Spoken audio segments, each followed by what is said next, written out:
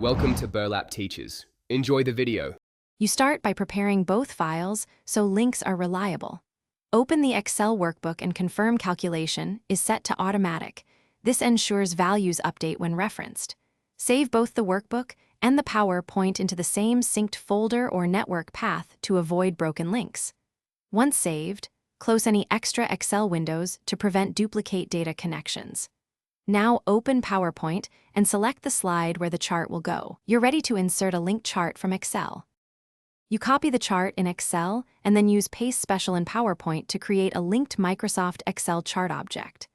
This link preserves the live data source instead of embedding a static image, so subsequent Excel changes propagate. Make sure to choose Paste Link, not regular paste. Once linked, open Data Right Arrow Edit Data or the Edit Links dialog to confirm the source path and link type. If the path looks local, update it to the shared file. This prevents broken links when moving files. To complete the process, set PowerPoint to update links automatically on Open so charts refresh without manual steps. Save the Excel workbook after making data changes and then reopen the presentation. The chart should update.